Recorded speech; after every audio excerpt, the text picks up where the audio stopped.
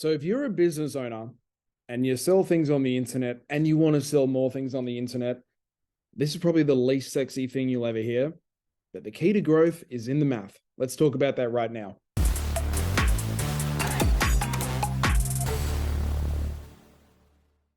All right, my name is David White. I help business owners get more leads, customers, and sales. And I want to take a bit of time today to talk about the importance of analytics and math and stats and knowing how your business is performing as you go about optimizing your business to grow it, to get more customers, to get more sales, and to eventually hit whatever goal it is that you've got for your business. Now, this is a huge topic because if there was like a spectrum of never looking at how things go and just pumping out as much content as you can, doing stuff on social media, making videos, writing sales pages, and just having no idea what's working and what doesn't. That was like one end of the spectrum. And the other end of the spectrum is being to use an unkind word, a cork sniffer who worries way too much about this sort of stuff. There's a really fine line of where you want to be as a marketer and as a business owner to know your math in a way that actually makes your business more effective, but doesn't take up any more time than it really should. Because let's be honest, this topic is not fun, is not sexy, but holy smokes, it can make you a bunch more money. So I got two big ideas that I want to share with you today. The first one I'm going to rip through really quickly because this is a recap of something that I've taught in another video called The Ultimate Guide to Marketing Strategy or something like that. This is an idea that I created called, let's call it Your Business Unpacked, or like the answer to the question, how does a customer happen in your business? So I'm going to go through this really quickly, but right now there are a bunch of people out there who don't know that your business exists, but should buy from you. And in order for them to become a happy repeat customer, there's a certain like funnel or customer journey or process that they're going to have to go through in order to buy from you. So first things first, they need to discover your business somehow.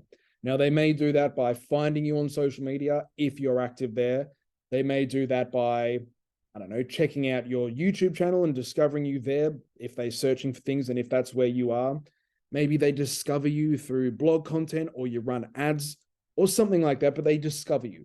Then they take some kind of next step to go and maybe, I don't know, check out something on your website or opt in for a lead magnet or register for an event or a webinar or whatever it is that you do. And then typically you'll sell them on something, you'll show them some kind of offer and follow up with them via email. And then typically you'll try and turn that one-time customer into a happy repeat customer. Now, obviously your business doesn't look like this. I'm guessing that most people who are watching this video right now aren't doing like exactly podcast and Instagram stuff, getting people to opt in for a lead magnet, showing them an offer and then showing them an upsell. If your business doesn't look like this, that's fine, but just know your business has like stages to your marketing. And if you can graph them out, then you can start to look at all the stuff that you're doing and say, what is working really well that we should double down on?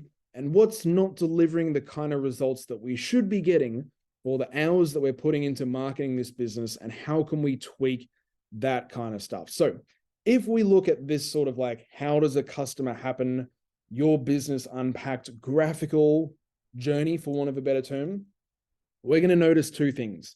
Number one, there are stats for how is each one of these particular sections performing. And number two, there's going to be a stat for how well do we get this person to the next phase. So let's take this example here. Let's say if someone opts in to your website or they opt into your email list and you show them an offer on the thank you page. Well, the first thing that we can track is how well does this step actually work, right? This is a video. How well do we get people to actually watch the damn thing? That's a really important metric to pay attention to, because if that thing doesn't work and people turn off after 10 seconds, they ain't going to become a repeat customer. Now, we can also assess how well does this video get them to the next phase of your marketing, which would be like, how well does it turn them into a customer that we can then try and sell another thing that's going to help them? So the same thing can be said over here for your, let's say, your landing page. Now, your landing page is going to perform a particular way in terms of conversion rate. We can also assess like when people visit the landing page, do they click on, if we've got a two-step order form, do they click on it? Or how well are we going with getting people from our website or our podcast or our Instagram to our landing page, so we can measure different things there. Now, once we've got that understanding of like each one of these steps has a metric attached to how well is it performing, how well is it driving people to the next phase, we can start to build something of a scorecard around that. And the scorecard, let me stop sharing my screen for a second here. A scorecard is really important because this math stuff can get so overwhelming. Like if you create content on YouTube, YouTube will give you a billion different metrics. If you run ads on Facebook, Facebook can give you a billion different metrics. Don't even get me started on Google Analytics. If you do Google Analytics at all in your business, you know exactly what I'm talking about. That thing can be insanely overwhelming. So how do we dial in on the stuff that actually makes a difference? And how do we get it in a place where we can just look at it and go, you know what? I see the math. I understand what I need to do to get more leads, customers, and sales, and I know how to do it. Let me share my screen again, and let's dive in. So this is an idea that I always help my clients and business owners when I work with them to implement, and it's something of a marketing scorecard. So like I said, every single one of those steps of the marketing journey or the funnel that I mentioned earlier can be given a score based on how well is it performing and how well does it push people to the next step. So something like this doesn't have to be fancy. You can do this in a Google sheet and share it publicly amongst your company. Something like this is really effective. So what we've got here is a couple of different sections of your business. These are just examples for like demonstration purposes, and a couple of different stats around each one. So I really like the idea of having top of this scorecard, the number that matters most, which is money. Now, in terms of your business, that might be like monthly recurring revenue. It might be like new customers for product one and then new customers for the upsell, if that's how you do things. This might be new signups or trials or anything like that. But this is the number that actually matters, because if we do anything with our marketing and it makes more money, that's great. If we do anything with our marketing and it doesn't make more money, that means it's not effective. So I like having this at the top. Then we can go through, and I've just made examples here of each particular step of our customer journey, for want of a different term. So if we had a podcast, well, podcasting, this is a bad example because they don't give you a whole heap of stats, but we want to look at two things. Are we getting more people to listen to our podcast, i.e., is our podcast doing better? And secondly, is it doing its job? And the only point of a podcast is to get people to visit your website and become your email subscriber. Because the only point of getting an email subscriber is to show them an offer, right? Every single step of this journey leads to the next one until we get to the point where we've turned someone into a happy customer.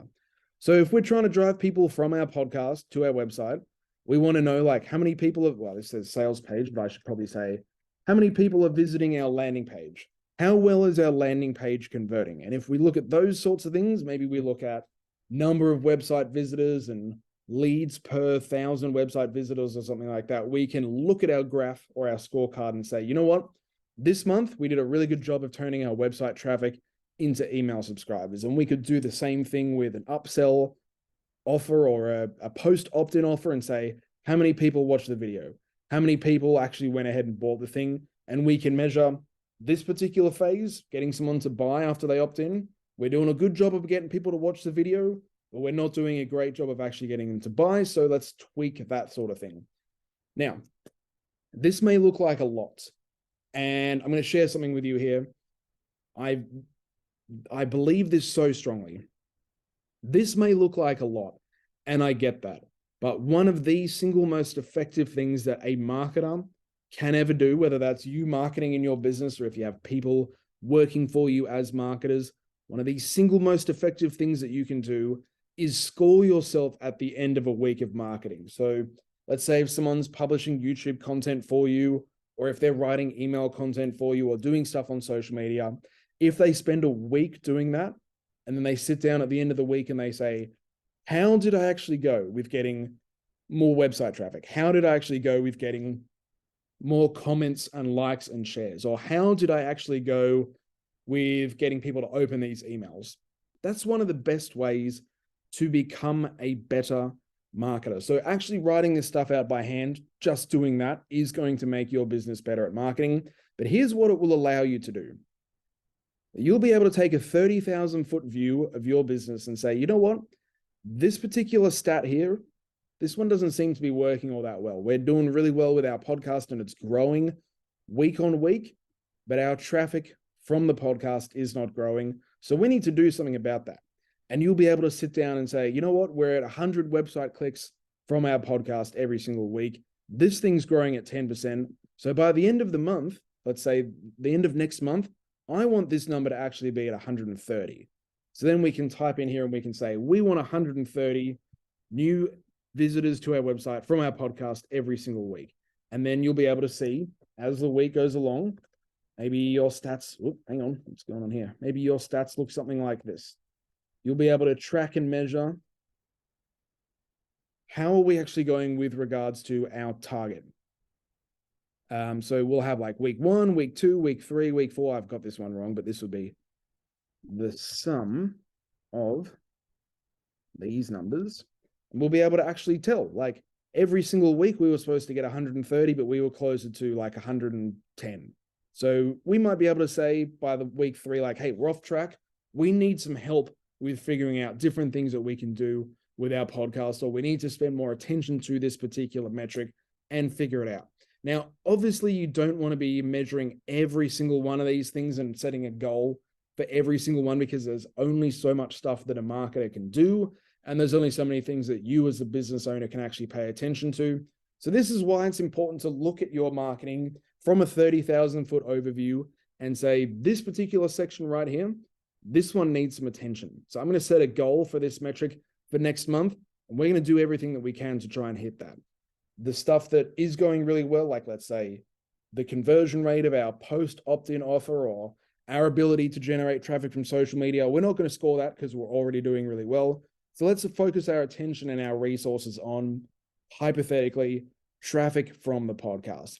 And that is how you do analytics and data in marketing in a way that actually goes about getting you more customers and more sales. You can go way down the rabbit hole, but just know the purpose of each particular section of your marketing is to perform in a particular way, whether that is something like number of listeners on your podcast or average listener duration on your podcast. And then it's supposed to push people to do the next thing, which might be traffic to your website. Same thing with email, same thing with opt-in offers, same thing with website traffic. You want to measure how is it performing and then how well does it push people to the next phase. And if you focus on that and you set goals strategically based on what the math tells you, you'll be able to go about creating a strategy to grow your business. And most importantly, as a business owner yourself, you'll be able to take a 30,000-foot overview at the end of every single month and say, you know what? We didn't really pay a whole bunch of attention to YouTube. We just kind of kept doing what we were always doing, as an example. But man, we had a really good month. We need to figure out what we did there and double down on that thing. So math can really help you figure out what's not working, where should you be directing your resources, and what is working and where should you be doubling down on things that are already working, so you can continue to grow and get yourself those customers and leads that you're looking for. So my name is David White. Like I said earlier in this video, I mentioned a few things around marketing strategy, which I've talked about in another video, which you can check out here. There's also a subscribe button here. If you gently click on that thing, that will really help the channel out. Thank you for watching today's video, and I'll see you in our marketing strategy masterclass right over here.